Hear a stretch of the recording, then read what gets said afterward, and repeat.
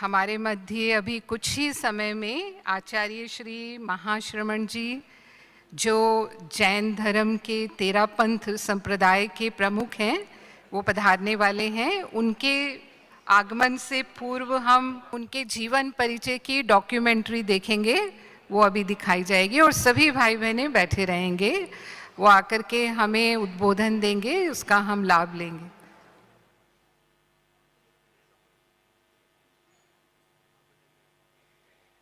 कैसे महापुरुष जो 50,000 किलोमीटर से ज्यादा चलने के बाद भी पथरीले पथ की परवाह किए बिना उत्साह के साथ मानवता का शंखनाद करते हुए गतिमान हैं।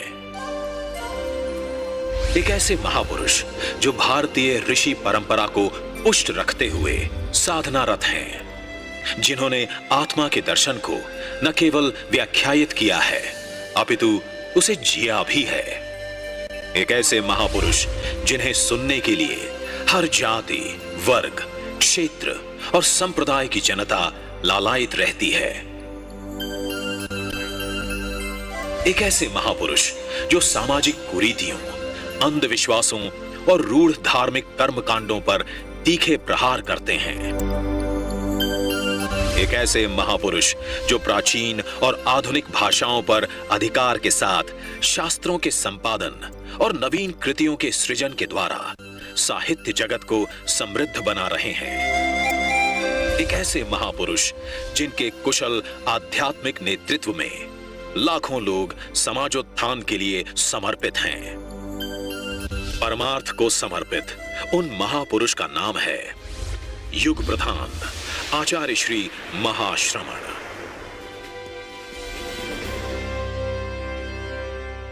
13 मई सन 1962 को राजस्थान के सरदार शहर में श्रीमती नेमा देवी की पवित्र कोख से जन्मे और पिता श्री झूमरमल दूगड़ के संरक्षण में पले और 12 वर्ष की अल्प आयु में संन्यास ग्रहण करने वाले इस महापुरुष का आचार्य पदाभिषेक 23 मई सन 2010 को सरदार शहर में हुआ।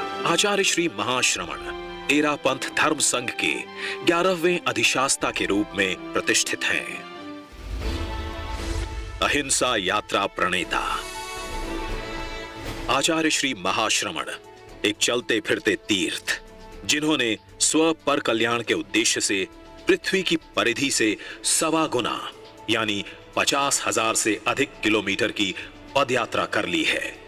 आचार्य श्री महाश्रमण ने विश्व के इतिहास में पहली बार 3 देशों व भारत के 20 राज्यों में सद्भावना, नैतिकता और नशा मुक्ति के उद्देश्य से 18,000 किलोमीटर लंबी अहिंसा यात्रा की। 9 नवंबर 2014 को देश की राजधानी दिल्ली के लाल किले से शुरू हुई इस विशाल पदयात्रा के दौरान आचार्य श्री महाश्रमण ने गांव-गांव, नगर-नगर में घूम-घूम कर लाखों लोगों को सद्भावना, नैतिकता और नशा मुक्ति की प्रतिज्ञाएं कराईं।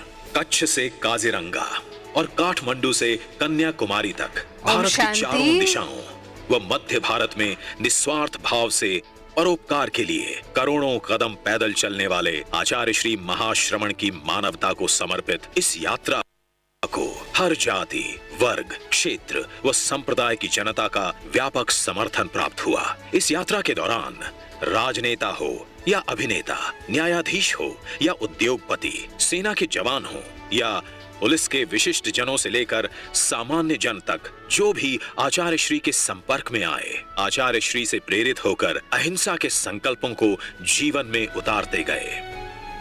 नेपाल का भूकंप हो या नक्सलवाद, उग्रवाद प्रभावित क्षेत्र, तूफान, बारिश या ओले हों या कड़कड़ाती ठंड या भीषण गर्मी, आचार्य श्री महाश्रमण हर चुनौती में अडोल रहते हुए निरंतर आगे बढ़ते गए। आचार्य श्री महाश्रमण ने इस यात्रा में भारत के दिल्ली, उत्तर प्रदेश, हरियाणा, राजस्थान, मध्य प्रदेश, बिहार, असम, नागालैंड, मेघालय, पश्चिम बंगाल, झारखंड, ओडिशा, तमिलनाडु, कर्नाटक, केरल, पौंडीचेरी, आंध्र प्रदेश, तेलंगाना, महाराष्ट्र एवं छत्तीसगढ़ राज्य तथा नेपाल व भूटान की पदयात्रा कर लोगों को सदाचार की राह पर चलने के लिए प्रेरित किया और उन्हें ध्यान योग आदि का प्रशिक्षण देकर उनकी दुर्वृत्तियों के परिष्कार का पथ भी प्रशस्त किया। हृदय परिवर्तन पर बल देने वाले आचार्य श्री ने अपनी यात्रा के दौरान विभिन्न संगोष्ठियों,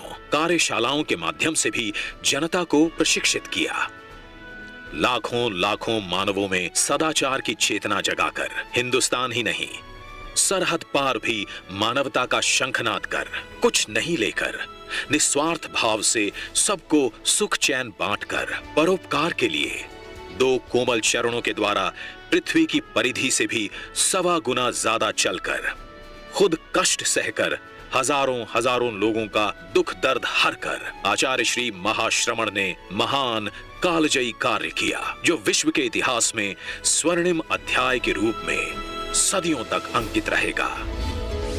सिद्ध साधक आचार्य श्री महाश्रमण एक ऐसे महर्षि जिन्हें साधना के लिए न वन चाहिए, न ही आश्रम और एकांत, जिनकी साधना का उद्देश्य ईश्वर को नहीं, अपने आप को पाना है। श्रीमद् भगवत गीता में वर्णित स्थित प्रज्ञ के आप साक्षात उदाहरण हैं। ब्रह्म मुहूर्त के नीरव वातावरण में ध्यान, स्वाध्याय, जप की साधना आपकी दिनचर्या का अभिन्न अंग है। आपकी प्रगाढ़ आंतरिक तपस्या से प्रभावित होकर आचार्य श्री महाप्रज्ञ ने आपको महातपस्वी के रूप में संबोधित किया। अंतरंग तप से मूल्यांकन करे तो इससे बड़ा महातपस्वी आज पूरे धर्म संघ में मुझे कोई दिखाई नहीं देगा। इसलिए आज से लोग लिखते हैं युवा मनीषी नहीं, साथ में महातपस्वी महाश्रमण। वे कहते थे, मेरा यह सौभाग्य है कि मुझे ऐसा उत्तराधिकारी मिला। प्रभावी प्रवचनकार आचार्य श्री महाश्रमण एक ऐसे प्रवचनकार जो पैसों और प्रदर्शन के लिए नहीं, परिवर्तन के लिए करते हैं प्रवचन। परिवर्तन मानव के स्वभाव और संस्कार में, आचार और व्यवहार में, चिंतन और चेतना में, पंथ एवं ग्रंथ का भेद आपके लिए कभी बाधक नहीं बना। जैन आगमों की भांति श्रीमद् भगवत गीता और बौद्ध ग्रंथ धम्मपद पर आपकी प्रवचन श्रृंखलाएं बहुचर्चित रही हैं। सृजनशील साहित्यकार आचार्य श्री महाश्रमण एक ऐसा साहित्यकार जिसका चिंतन चित्त को प्रसन्नता और चेतना को पवित्रता प्रदान करता है। आपके कुशल नेतृत्व में जैन आगमों के संपादन का गुरुतर कार्य गतिमान है। आपके श्रम साध्य संपादन में निष्पन्न जैन पारिभाषिक शब्दकोश विद्वत जगत को एक महत्वपूर्ण देन है। राजस्थानी साहित्य के संरक्षण में भी आप महती भूमिका निभा रहे हैं। हिंदी, अंग्रेजी, संस्कृत, प्राकृत एवं राजस्थानी भाषा के आप अधिकृत विद्वान हैं। विभिन्न भाषाओं में लिखित आपकी अनेक कृतियां पाठकों का पथ दर्शन कर रही हैं। कुशल समाज सुधारक स्वस्थ समाज की संरचना के लिए और सामाजिक, राष्ट्रीय एवं वैश्विक समस्याओं के समाधान में आपकी समाधायक चेतना सदैव जागृत रही है। स्व कल्याण के साथ पर कल्याण आपके जीवन का अभिन्न व्रत है। समाज में व्याप्त अस्पृश्यता, जातिवाद, धोखाधड़ी, नशा, दहेज आदि विसंगतियों के परिष्कार के लिए आप अनवरत प्रयत्नशील रहे हैं। आपकी प्रेरणा से 1 करोड़ से ज्यादा लोगों ने नशा मुक्ति का संकल्प स्वीकार किया। समय समय पर विविध क्षेत्रों में विशिष्ट महानुभाव आचार्य श्री के सानिध्य में पहुंचे और आपके द्वारा किए जा रहे समाजोत्थान के महत्वपूर्ण कार्यों में अपना पुरजोर समर्थन प्रस्तुत किया।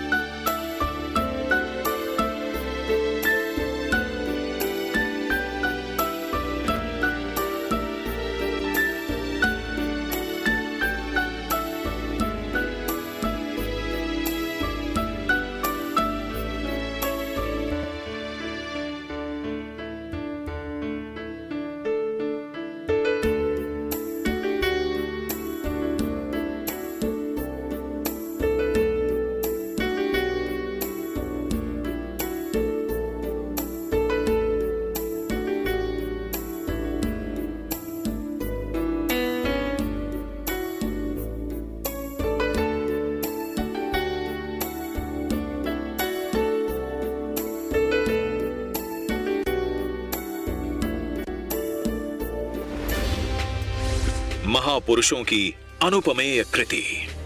आचार्य श्री महाश्रमण एक नई धार्मिक क्रांति के संवाहक महापुरुष आचार्य तुलसी और आचार्य महाप्रज्ञ की अनुपमेय कृति हैं। गुरुदेव तुलसी ने आपको महाश्रमण के पद पर प्रतिष्ठित किया। वे कहा करते थे, और इसको कुछ ही कर दो, कुछ भी सुन लो, किसी रूप में रह लो, इतना सरल, इतना सहज, इतना मन में लगता है कि साधु हो तो ऐसा हो। लगभग 24 वर्षों तक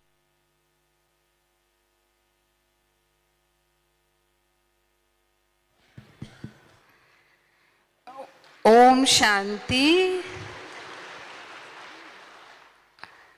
हमारे मध्य तेरा पंथ जैन संप्रदाय के आचार्य श्री महाश्रमण जी, मनीषी, महातपस्वी, महासाधक, जिन्हें हम कहेंगे आप बहुत ही उच्च कोटि के साधक हैं, आप उपस्थित हैं और बहुत विस्तार से हमने अभी उनका जीवन परिचय डॉक्यूमेंट्री के द्वारा देखा।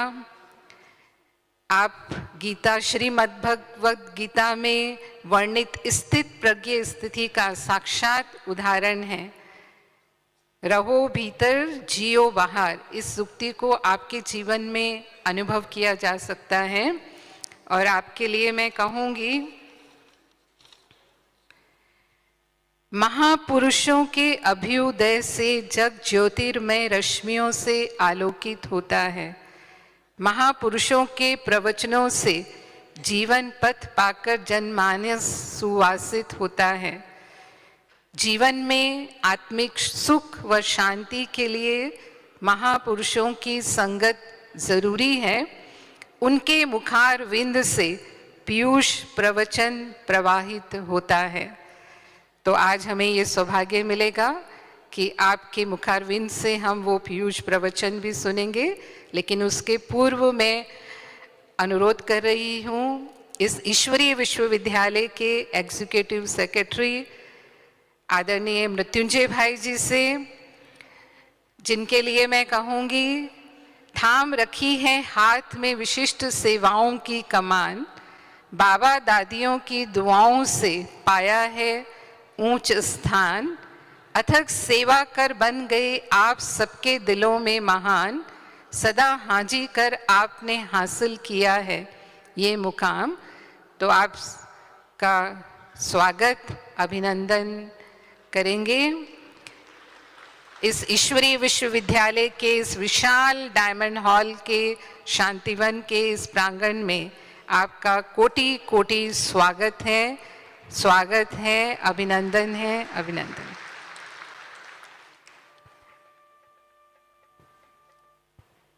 ओम शांति। ओम शांति। ओम शांति। आज प्रजापिता ब्रह्म कुमारी ईश्वरीय विश्वविद्यालय का एक नया इतिहास का नया गोल्डन डे, नया मेमोरेबल डे, नया एक उत्साह उमंग का परिणाम हम देख रहे हैं।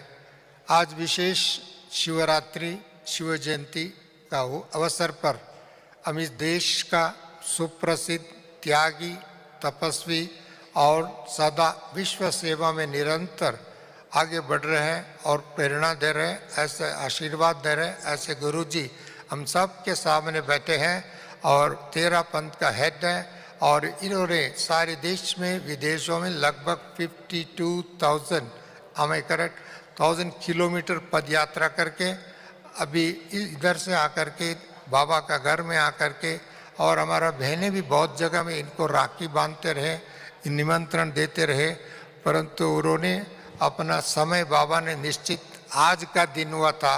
इसके लिए आपको हम सभी विशेष ताली बजा करके अभिवादन करते हैं, अभिनंदन। त्याग, तपस्या, सेवा, इन बातों को लेकर के यदि ब्रह्म कुमारी ईश्वरीय विश्वविद्यालय और जैन धर्म में एक समन्वय है, एक अंडरस्टैंडिंग है, एक प्रैक्टिकल प्रैक्टिस है। इसके लिए बाबा ने ऐसी रत्नों को, ऐसे दिव्य पुरुषों को, ऐसे तपस्वियों को बाबा ने भेजा है। और इसके लिए आपको मैं बाबा की तरफ से, दादियों की तरफ से, आपके सभी ब्रह्म कुमारियों की तरफ से और ब्रह्म कुमारों की तरफ से मैं हार्दिक स्वागत करता हूँ, अभिनंदन करता हूँ। बाबा कहते बुरा मत देखो, बुरा मत बोलो, बुरा मत करो, बुरा मत सोचो। इनका प्रैक्टिस इसी सिद्धांत पर है। इसके लिए पहले उन्होंने मौन की भाषा के लिए इन्होंने धारण किया। यदि इस देश में, इस विश्व में, इस धरती पर एक ही ऐसी हो, अहिंसा के प्रति प्रेरणा को ये चल रहे, ऐसी सभी महान आत्माओं को और विशेष करके गुरु जी को, उनके साथ आए हुए दो गुरु जी हैं, उनकी शिष्य भी नहीं कहेंगे, परंतु उनके साथ साथ में अभ्यास करने वाले, ये सिद्धांतों को प्रैक्टिस करने वाले, उनको भी मैं बहुत बहुत धन्यवाद देता हूँ, बधाई देता हूँ।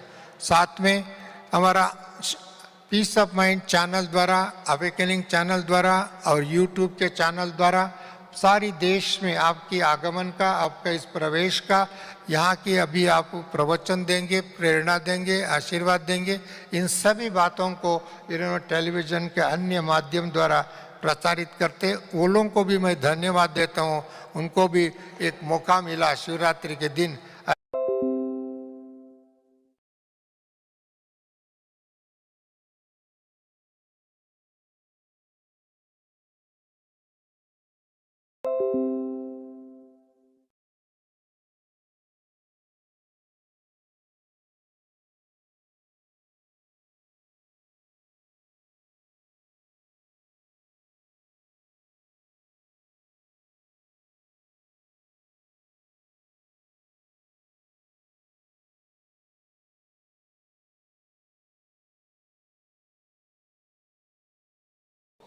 परम पावन पूज्य गुरुदेव के चरणों में वंदन।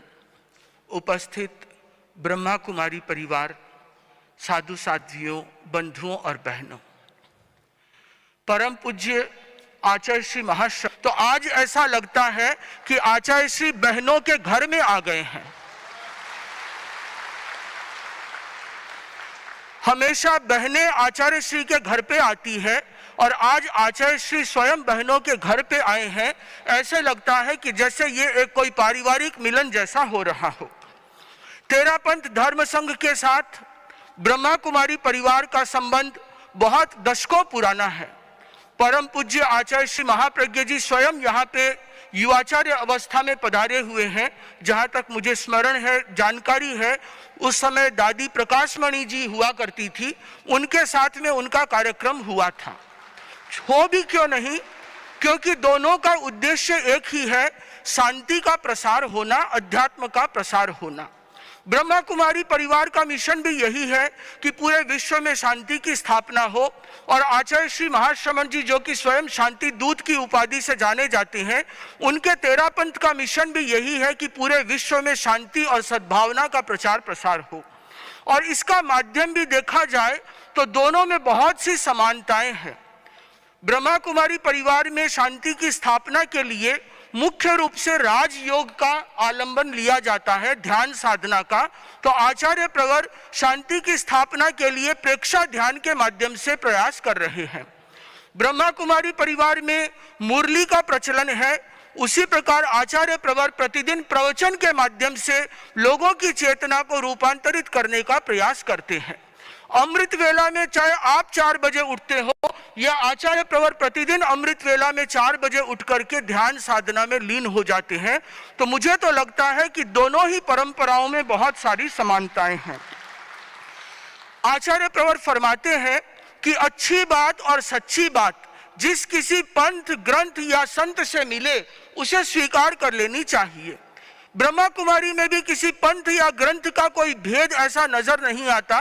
कोई भी आए और यहाँ पे धर्म किसे कहा गया, मैं कल देख रहा था, मृत्युंजय भाई लेके आए थे कुछ सामग्री वगैरह, चर्चा हुई थी, तो ये देख रहा था कि इसमें भी यही बताया गया कि आचरण धर्म मुख्य है।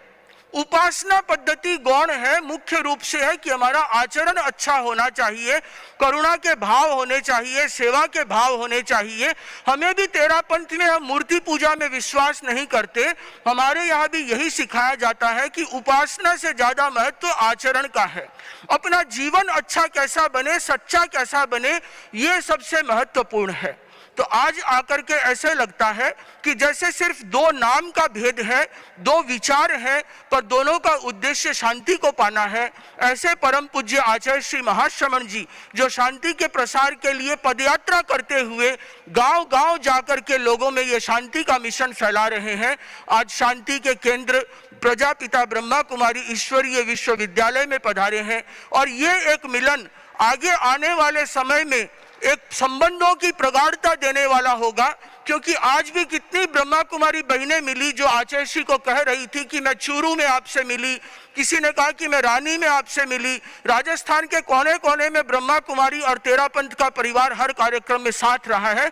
ये संबंध आगे और प्रगाढ़ता को पा सकेगा, ऐसी मंगल कामना।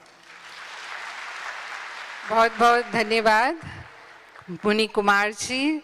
सचमुच आप जिस उद्देश्य को लेकर के यात्रा कर रहे हैं, इस ईश्वरीय विश्वविद्यालय में भी जो भाई बहनें जुड़े हुए हैं, उनका उद्देश्य भी विश्व में शांति स्थापन करना है। स्वयं के जीवन को परिवर्तन करते हुए स्वयं को कुरीतियों बुराइयों से मुक्त करके अन्य सभी के जीवन में भी ये मानवता का संदेश जो परमात्मा शिव का संदेश है, उस संदेश को ले जाना है। और अभी हमारे मध्य उपस्थित हैं साध्वी प्रमुखा विश्रुत विभा जी, जो आपने प्रेक्षा ध्यान की बात की कि विद्यालय में हम राज्यों का अभ्यास करते हैं लेकिन आप प्रेक्षा ध्यान करते हैं, तो उस प्रेक्षा ध्यान की क्या भूमिका है, किस तरह से उससे करके उससे लाभ लिया जा सकता है, उस विषय में थोड़ी जानकारी आप हमें देंगे। साध्वी प्रमुखा विश्रुत विभा जी।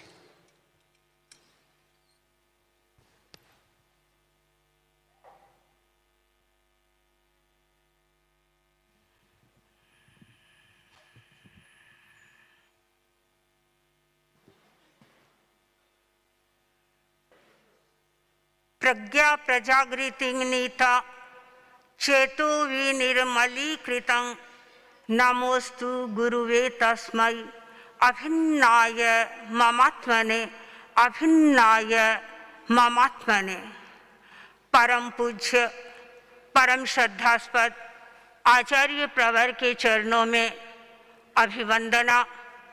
आदरास्पद मुख्य मुनि प्रवर साध्वी वर्या जी, साधु साध्वी वृंद, उपस्थित ब्रह्म कुमारी परिवार। भारतीय संस्कृति ऋषि प्रधान संस्कृति रही है। यहाँ के राजाओं महाराजाओं ने हमेशा ऋषियों मुनियों को सम्मान दिया है, सत्कार दिया है।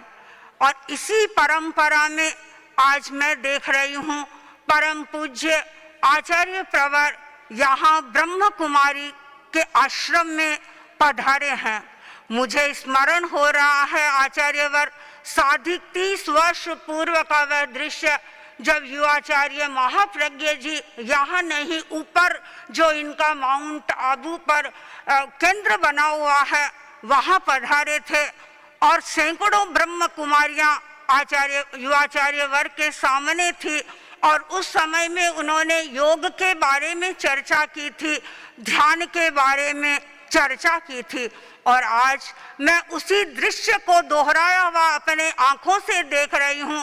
परम पूज्य आचार्यवर इस सभा में पधारे हैं और ब्रह्म कुमारियों को उद्बोधन देंगे। भारतीय परंपरा दुख मुक्ति की परंपरा रही है। शांति प्राप्त करने का लक्ष्य बना हुआ है। सत्य को प्राप्त करना चाहते हैं, मोक्ष को प्राप्त करना चाहते हैं, पर सत्य हमें कैसे प्राप्त होगा, मोक्ष हमें कैसे प्राप्त होगा, उसके लिए जरूरी है हमारे सामने कोई मार्ग हो। मार्ग होता है, पथिक उस पर चलता है और गंतव्य तक पहुंच जाता है। भारतीय परंपरा में अनेक मार्ग बताए गए हैं जिन मार्गों पर चल करके व्यक्ति अपने डेस्टिनेशन तक पहुंच सकता है।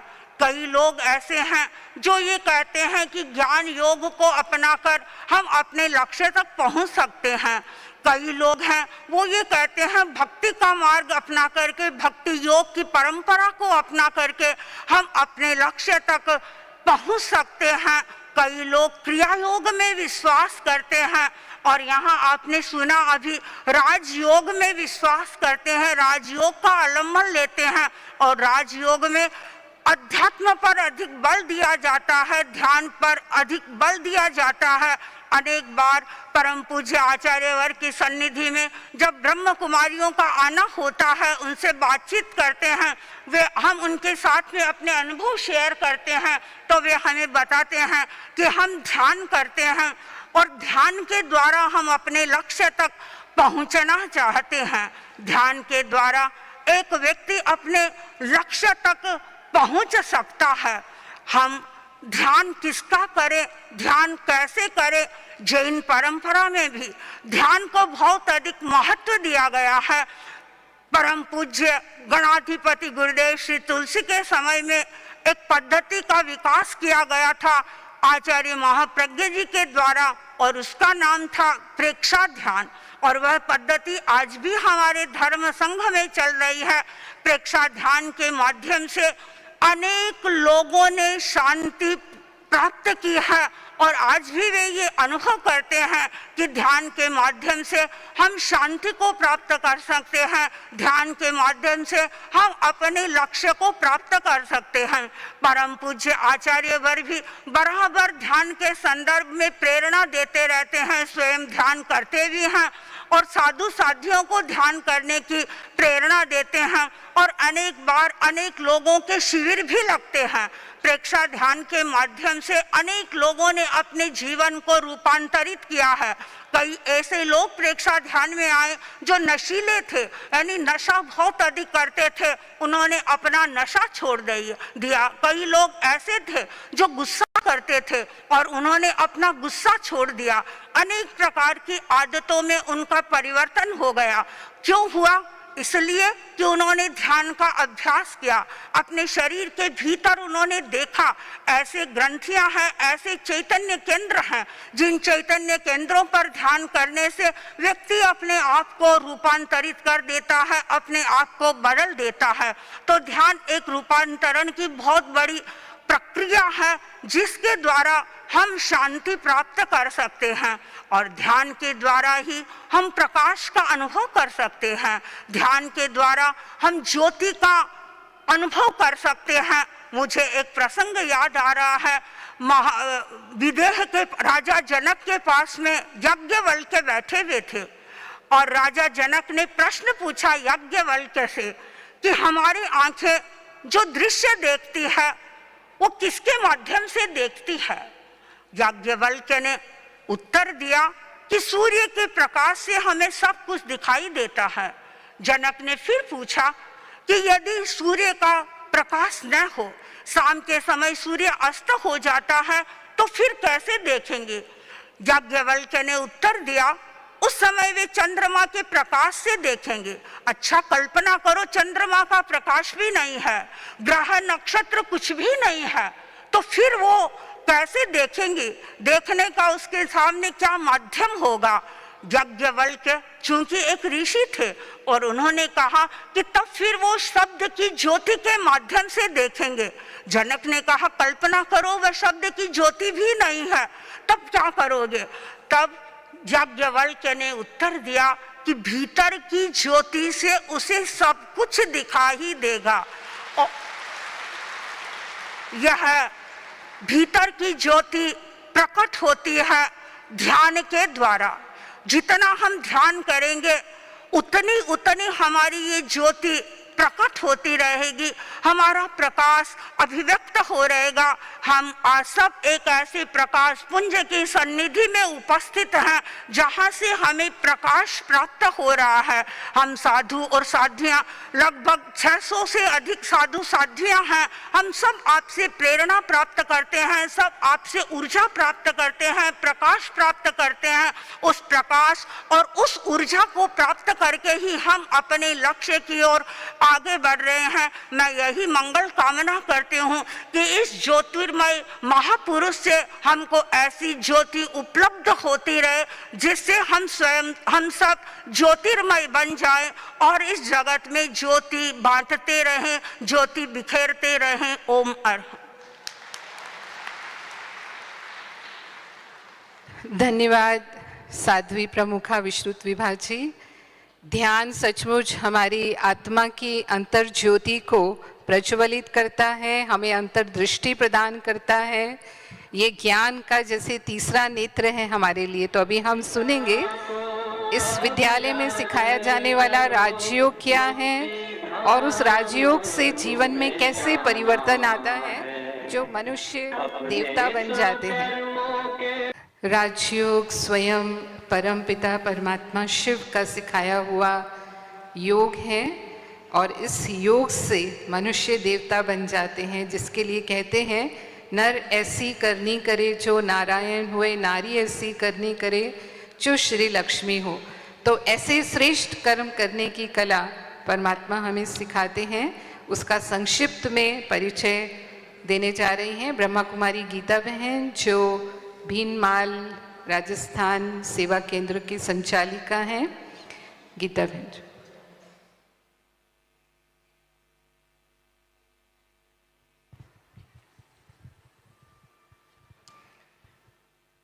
ओम शांति। मंच पर उपस्थित परम पूज्य आचार्य श्री महाश्रमण जी, साध्वी प्रमुखा विश्रुत विभा जी, आचार्य महाश्रमण जी के परम शिष्य मुनि कुमार श्रमण जी, आदरणीय मृत्युंजय भाई साहब, आदरणीय करुणा भाई, शील दीदी और समस्त सभा में उपस्थित राजयोगिनी दीदियाँ और समस्त राजयोगी भाई बहनें। राजयोग अर्थात सम्यक जीवन शैली का सबसे बड़ा आधार, और इस सम्यकत्व को अपने तक न रखकर पदयात्रा अनेक आयोजनों के द्वारा जन जन तक पहुंचाने वाले जब आचार्य महाश्रमण जी हमारे बीच में हैं, तो मैं अपने आप को बहुत सौभाग्यशाली मानती हूँ कि जो पिछले 12-15 साल का जैनिज़्म का मेरा अभ्यास है, उसमें मुझे भी आज ये क्षण मिला है। मैं महाराज जी को ये कहना चाहूँगी कि तेरापंथ यूनिवर्सिटी से ही मैंने भी 3 साल का ग्रेजुएशन किया है और जैनिज़्म को समझने और सिंप्लीफाई करके राजयोग के साथ जोड़ने का एक परम सौभाग्य मुझे मिला, और आज आपके दर्शन भी हमें प्राप्त हुए। जैसे हम जैनिज़्म के अंदर अहिंसा, सत्य, अस्तेय, अपरिग्रह और ब्रह्मचर्य प्रमुख व्रत के रूप में अपनाते हैं, वैसे ही राजयोग में शिव बाबा ने प्रजापिता ब्रह्मा के माध्यम से हमें मुख्य 5 शिक्षाएं ही दी है। एक ब्रह्मचर्य, अन्न की शुद्धि, संग शुद्ध रखना और दिव्य गुणों को धारण करना, और प्रतिदिन आध्यात्मिक परमात्म महावाक्यों का श्रवण करना। और मैं ये कहना चाहती हूँ कि इस सभा में जितने भी लोग ब्रह्मा कुमारी से जुड़े हुए बैठे हैं, ये सभी आजीवन ब्रह्मचर्य को अपनाए हुए लोग हैं। और इस बात को कहने की मुझे बहुत खुशी है कि वर्णन तक या किताबों तक यह बातें नहीं है, लेकिन यहाँ पर इस स्थान पर आज जो बाबा मिलन का कार्यक्रम है, हम शाम को वीडियो के द्वारा बाबा के महावाक्य सुनेंगे, लेकिन इस कार्यक्रम का जब फॉर्म भरा जाता है तब सिर्फ शुद्ध सात्विक अन्न और ब्रह्मचर्य को अपनाने वाले भाई बहनें ही उसमें फॉर्म भर सकते हैं। तो ये राजयोगियों की, ब्रह्मचारियों की सभा में आज आपका आना हुआ है और राजयोग हमें सम्यक दर्शन, सम्यक ज्ञान और सम्यक चरित्र को बहुत आसानी से जीवन में अपनाने की शक्ति देता है।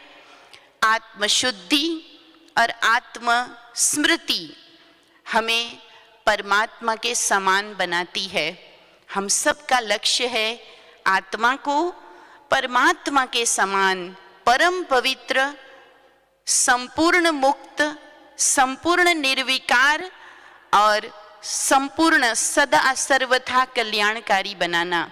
हम सब इस कल्याण के मार्ग पर, बाबा के बताए हुए पथ पर इसीलिए चल रहे हैं क्योंकि हमें संपूर्णता मिली है और संपूर्णता ने हमें समर्पणता की ओर बढ़ाया है। राजयोग ही मनोविकारों को मूल से नष्ट करने की शक्ति हमें प्रदान करता है और मन में एक ही भावना रहती है कि मैं ईश्वर की वो सुंदर रचना हूँ, ईश्वर का प्रतिनिधि हूँ और मेरे द्वारा मेरी दृष्टि, मेरे कर्म, मेरे चरित्र, मेरे चेहरे से बस वो दिखाई दे, उनके गुण दिखाई दे। उसी को साधने में और धारण करने में इन सब का ये जीवन समर्पित है। और हम लोगों ने पीस ऑफ माइंड चैनल पर सम्यक जीवन शैली सीरीज भी बनाई है, जिसमें राजयोग और जैन दर्शन को साथ लेते हुए लगभग 150 एपिसोड बनाए, जिसको जैन धर्म के भी अनेक लोगों ने बहुत एप्रिशिएट किया, क्योंकि अलग अलग रास्तों से ऊंचाई को प्राप्त किया जा सकता है, परंतु एक चोटी की तरफ जब हम जाते हैं तो रास्ता बहुत छोटा होता है, तब सबको मिलकर ही चलना होता है। बहुत दिन हो गया हमने अपने अपने रास्तों पर चल के साधना की, लेकिन ईश्वर पिता का आह्वान है कि हम सब अब मिल करके और एक आपस की सामंजस्य के साथ समाज को एक ऐसा पथ दें जिसमें समाज उलझे नहीं, सुलझ जाए। और शायद इसीलिए परमात्मा ने आपको यहाँ पर हम सब के बीच में बुलाया है, ईश्वर का आह्वान है और आप पधारे हैं, तो वो ईश्वर की प्रत्यक्षता का भी समय अब दूर नहीं है। तो मैं 1 मिनट के लिए सभी को कहूंगी कि मैं चंद शब्दों में राजयोग की अनुभूति की ओर आपको ले जाना चाहूंगी। 1 मिनट केवल अपने मस्तक में एक चमकती हुई ज्योति आत्मा को देखें। मैं मस्तक के बीच विराजमान चेतन सत्ता आत्मा हूं। मेरा कनेक्शन परम सत्ता के साथ है। मैं उसी के समान हूं। गहरी शांति है मुझ में। मैं शांत स्वरूप हूं।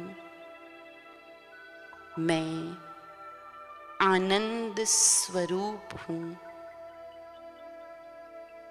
मैं शक्ति का स्रोत हूं।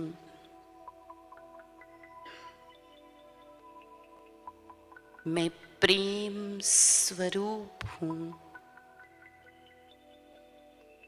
प्राणी मात्र के लिए मेरे मन में अगाध प्रेम का झरना बहता है।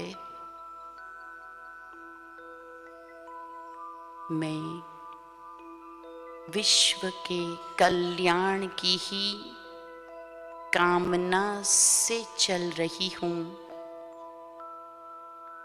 संसार में विद्यमान हर तत्व, हर जीव, प्रकृति, प्राणी मात्र का कल्याण हो, सभी को शांति मिले,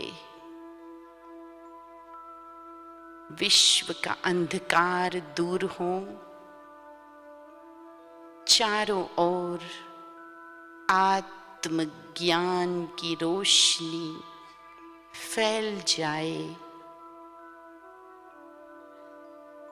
यह प्रकंपन चारों ओर फैल रहे हैं, महसूस करें हम। और इन सब के दाता परम पिता निराकार परमात्मा को धन्यवाद करें। उनसे प्राप्त शक्ति मुझे सारे विश्व में फैलानी है। बहुत जल्द इस विश्व पर शांति का साम्राज्य स्थापन होने जा रहा है। हम सभी सतत मिलकर उस नए परिदृश्य को सन्मुख लाते रहें। ओम शांति शांति शांति।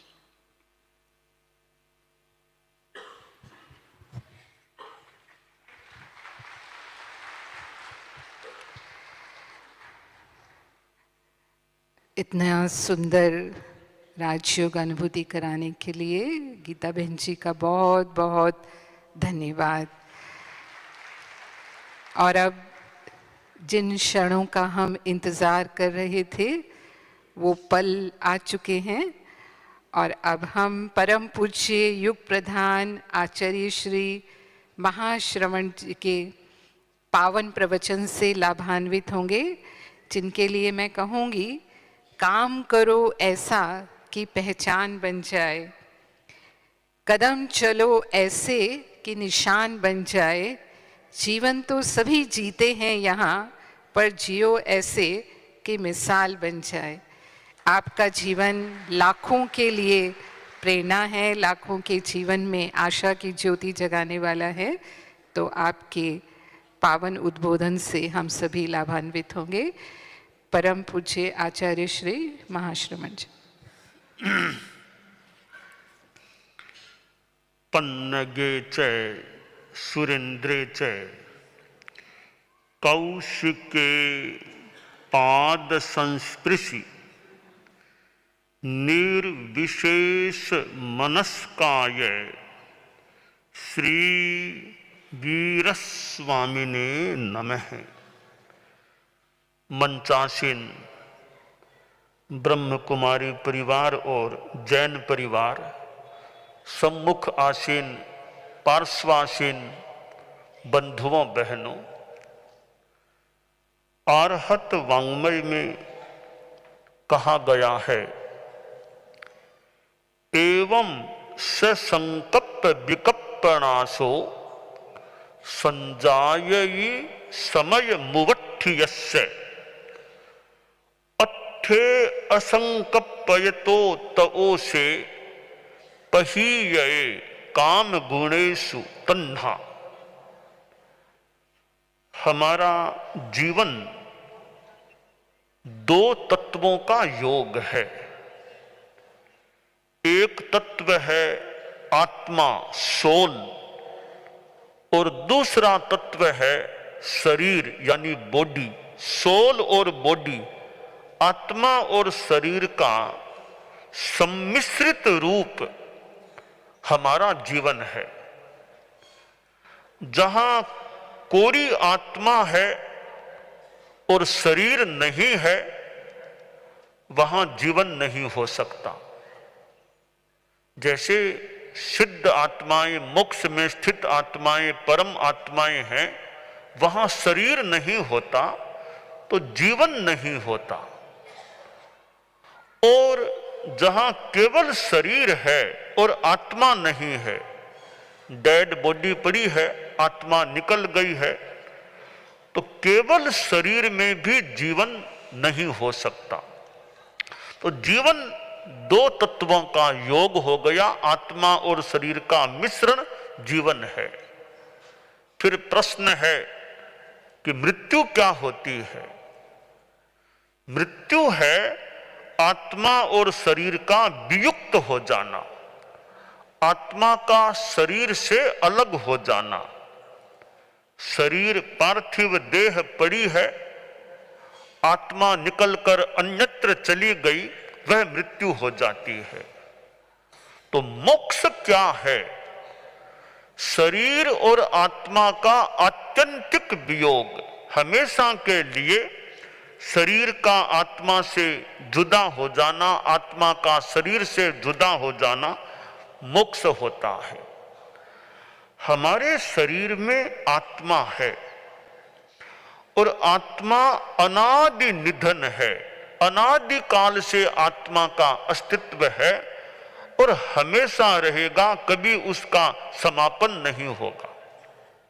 यह आत्मा जन्म मरण इस चक्र में भ्रमित हो रही है। अब प्रश्न है, इस भ्रमण का अंत कैसे हो और अंत क्यों हो?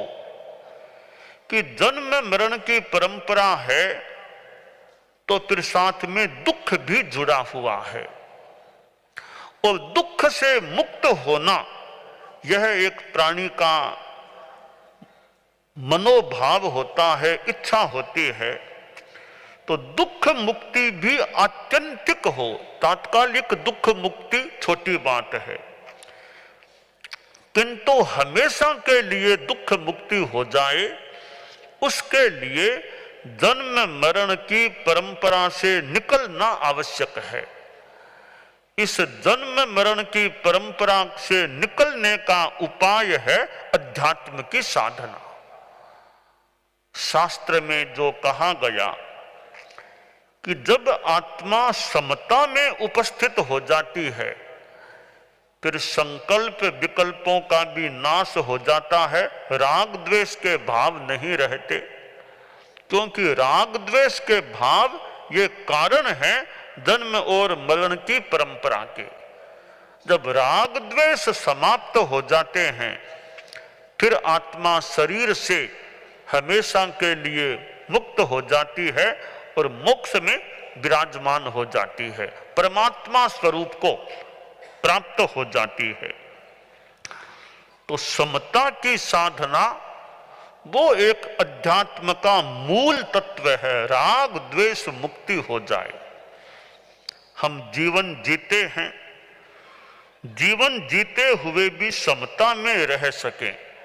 समता के अनेक आयाम हैं, अनासक्ति है, अहिंसा की चेतना है, कमल पत्र की तरह है, पद्म पत्र की तरह संसार में रहते हुए भी जैसे सरोवर में पानी में कमल पत्र निर्लिप्त रहता है, इसी तरह आदमी संसार सरोवर में रहते हुए निर्लिप्त रहे, अनासक्त रहे।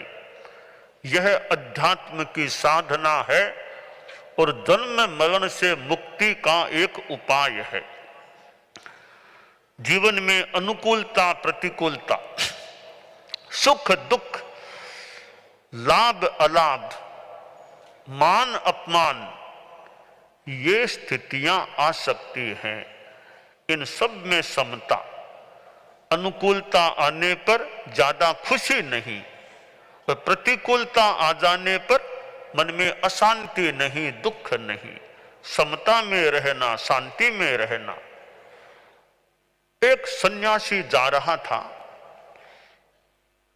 मार्ग में एक भिखमंगा दिखाई दिया, भिखारी जो हाथ गाड़ी में बैठा हुआ था। कोई आदमी गाड़ी को चला रहा था। भिखमंगा के हाथ भी नहीं थे, पांव भी नहीं थे, न हाथ न पांव। वो हाथ गाड़ी में बैठा था, सामने कटोरा रखा हुआ था। लोग मिलते, कोई रुपया कोई 50 पैसे उसके कटोरे में दया करके डालते जाते। सन्यासी बाबा उसके पास पहुंचा, देखा भिकमंगा बड़ा शांत वृत्ति में लग रहा है, इसके चेहरे पर कोई दुख का निशान नहीं दिख रहा है, बड़ा प्रसन्न सौम्य दिख रहा है। तो संत के मन में प्रश्न हुआ, इतना हाथ नहीं पांव नहीं, इतना विकलांग सा है, फिर भी इतना शांत लग रहा है, इसका क्या कारण है? तो संत ने पूछा, भैया तुम्हारे हाथ नहीं पांव नहीं, भिकमंगे हो, फिर भी तुम बड़े प्रसन्न दिखाई दे रहे हो, इसका क्या कारण है? भिकमंगा बोला, गुरुजी आप लोगों से ही सुना है कि समता रखो, शांति रखो। ठीक है, मेरे हाथ नहीं पांव नहीं, इतनी तो कमी है, बाकी मेरा दिमाग बहुत ठीक है, आंखें ठीक है, कान की श्रवण शक्ति ठीक है, हाजमा मेरी ठीक है और सारा तंत्र ठीक है। तो मैं सोचता हूं इतना मुझे ठीक प्राप्त है, दिमाग, आंखें, कान, पेट की हार्ट सब ठीक है, तो थोड़ा सा अभाव है हाथ और पांव का, तो मैं अभाव को देख करके दुखी बनूं या भाव को देख करके सुखी बनूं? तो इतना मुझे प्राप्त है, इसमें संतोष रखूं ना, थोड़ा बहुत नहीं है तो मेरे कर्मों का भुगतान है। कर्मवाद का सिद्धांत है, जैसा करना वैसा भरना। जो कर्म कोई किए होंगे किसी जन्म में, उसका फल मैं भुगत रहा हूं, तो ठीक है, वो मेरा कर्जा उतर रहा है, पाप का भार अब उतर रहा है, कम हो रहा है, इसलिए मैं प्रसन्न हूं, शांति में हूं। तो प्रतिकूलता में भी प्रसन्नता है, समता है, शांति है। यह अध्यात्म की साधना है। तो हमारे जीवन में ज्यों-ज्यों समता का भाव पुष्ट होता है, हम त्यों-त्यों मानो परमात्मा स्वरूप के निकट होते चले जाते हैं। हम लोग जैन परंपरा के संत हैं और जैन संतों के हमारे मुख्य 5 नियम होते हैं, जिनको महाव्रत, 5 महाव्रत बोलते हैं। पहला महाव्रत है सर्व प्राणातिपात विरमण, यानी अहिंसा की साधना। दूसरा है सर्व मृषावाद विरमण, कभी झूठ नहीं बोलना। तीसरा महाव्रत है सर्व अदत्ता दान विरमण, किंचित भी कभी चोरी नहीं करना, चोरी का त्याग। चौथा महाव्रत है सर्व मैथुन विरमण, ब्रह्मचर्य का पालन करना। पांचवा महाव्रत है सर्व परिग्रह विरमण, परिग्रह का त्याग, यानी परिग्रह के अंतर्गत साधु के मालिकाना में न कोई मकान, मठ, आश्रम कुछ भी नहीं होना, 1 रुपया क्या 1 पैसा भी साधु के पास नहीं होना, कोई जमीन नहीं होना, अकिंचनता का जीवन होना। ये हम जैन साधु साधियों के 5 महाव्रत हैं, जीवन भर के लिए ग्रहण किए जाते हैं। घर परिवार से विरक्ति होती है, परिवार को छोड़ दिया, घर को छोड़ दिया, और यह एक साधना का पथ है, हमने जैन शास्त्रों के अनुसार जो स्वीकार किया है, और उसके तहत हमारी स्वयं की साधना भी चले, यह हमारा प्रथम कर्तव्य है। उसके साथ जितना कोई जन कल्याण का काम कर सके वो भी करने का यथासंभवतया प्रयास कर सकते हैं। हम लोग एक अहिंसा यात्रा के नाम से भी घूमे थे, यानी 3 बातों का प्रचार करते, सद्भावना, नैतिकता, नशा मुक्ति। कि सद्भावना रखो, जाति संप्रदाय आदि के आधार पर हिंसा में कभी नहीं जाना, सबके प्रति एक अच्छी भावना रखो। हम लोग जगह जगह गए और कितनी बार ब्रह्म कुमारी परिवार के सदस्य हमारे पास आते रहे हैं, और आज मुझे सहज हमारे पास ब्रह्म कुमारी परिवार आता रहा, आज हम ब्रह्म कुमारी परिवार के पास आ गए हैं।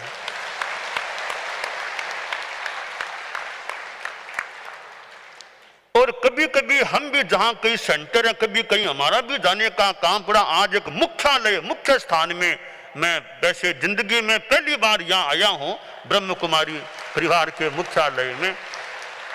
और मैं जब हमारे साथियाँ भी हैं, हम लोग हैं, मैं ब्रह्म कुमारी परिवार, ब्रह्म कुमारी भाइयों से मिलना होता है तो जो मैं सद्भावना की बात कहा करता हूँ, तो जितना आकलन करता हूँ स्थूल रूप में, एक सद्भावना का उदाहरण है ब्रह्म कुमारी परिवार कि जहाँ लगता है वे उदारता के साथ, बड़े मैत्री भाव उदारता के साथ आते हैं, मिलते हैं, प्रोग्राम में बैठते हैं, बोलते हैं और आते हैं तो उपहार भी प्रायः उपहार साथ में लेकर आते हैं।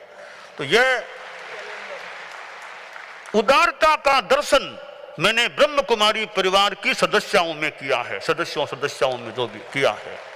तो आज ब्रह्म कुमारी परिवार के प्रांगण में आना हुआ है।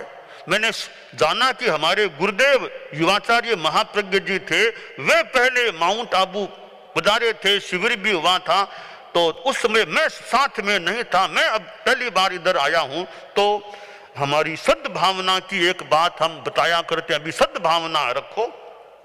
और दूसरी बात नैतिकता, जो भी कार्य करें उसमें ईमानदारी रखनी चाहिए, धोखाधड़ी से बचना चाहिए।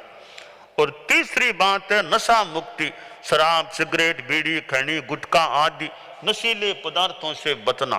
तो इन तीन बातों का हम अभी भी जनता में, विद्यार्थियों में और जहां जहां जाना होता है प्रायः यथा अवसर प्रचार करते हैं। सद्भावना, नैतिकता, नशा मुक्ति और प्रतिज्ञाएं भी करवाया करते हैं ताकि हमारी चेतना अच्छी बने, समाज अच्छा रहे, देश अच्छा रहे, वो शांति की बात भी होती रहे।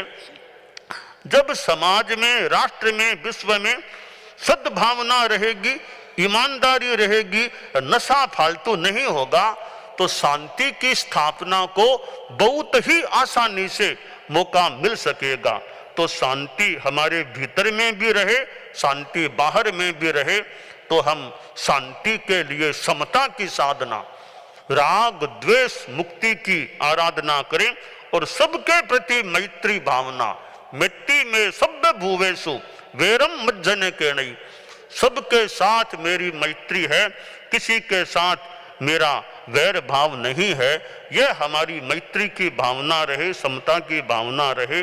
तो आज यहाँ आना हुआ, ब्रह्म कुमारी परिवार की ओर से निमंत्रण भी मिला और हमारे संतों का भी संभवतः मन था कि वहाँ चलना चाहिए, तो यहाँ आना हो गया। मैं ईश्वरीय विश्वविद्यालय ब्रह्म कुमारी परिवार के आध्यात्मिक मंगल कामना करता हूँ कि यह परिवार, यह संगठन खूब आध्यात्मिक विकास करता रहे, खूब राष्ट्र की, विश्व की आध्यात्मिक सेवा करता रहे और अपने आचरणों से, व्यवहार से दुनिया को एक अच्छा पाठ पढ़ाता रहे, खूब अच्छा मंगलमय वातावरण बना रहे। आध्यात्मिक मंगल कामना के साथ ओम अरहम। हमारे लिए भी आज बहुत हर्ष और उल्लास का दिन है कि परम पूज्य आचार्य श्री हमारे मध्य पहुँचे और अपने पावन वचनों से हम सबको लाभ दिया है। इस संसार में रहते हुए भी हमें कमल फूल समान निर्लिप्त रहना है, सत्य अहिंसा के मार्ग पर चलना है, अस्तेय अपरिग्रह का हमें पालन करना है और बहुत पावन उद्देश्य लेकर के जो आप ये अहिंसा की यात्रा कर रहे हैं, उससे जन जन को आप श्रेष्ठ मार्ग प्रशस्त कर रहे हैं, उनके जीवन में परिवर्तन ला रहे हैं। फिर से एक बार बहुत बहुत यहाँ इस ईश्वरीय विश्वविद्यालय के मुख्यालय में पधारने के लिए आपका स्वागत है, अभिनंदन है एवं धन्यवाद भी है। अब मैं अनुरोध कर रही हूँ आदरणीय भ्राता मृत्युंजय जी से और ब्रह्मा कुमार आदरणीय भाई करुणा जी से, जो अपने मीडिया प्रभाग के निर्देशक हैं, आप स्मृति चिन्ह भेंट करेंगे। परम पूज्य आचार्य श्री को स्मृति चिन्ह भेंट कर रहे हैं और इस ईश्वरीय विश्वविद्यालय का साहित्य भी आप भेंट करेंगे।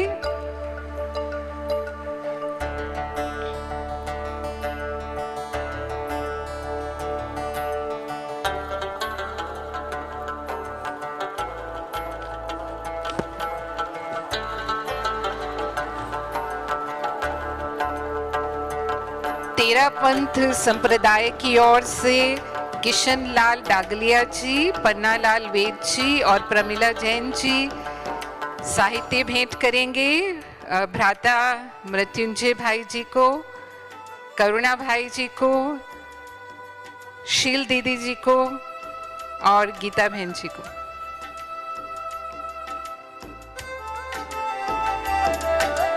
मंच पर विराजमान सभी वरिष्ठ जनों को आप साहित्य भेंट कर रहे हैं।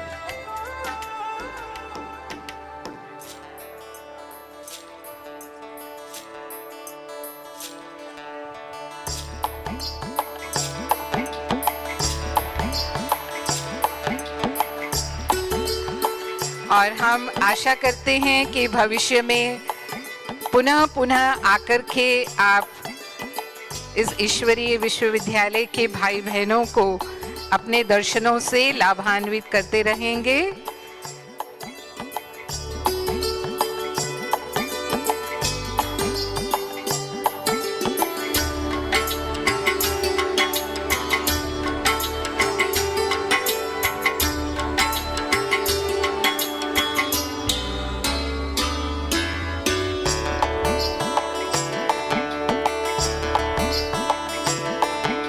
और अंत में हम 2 मिनट परम पिता परमात्मा की याद में शांति अनुभूति में बैठेंगे।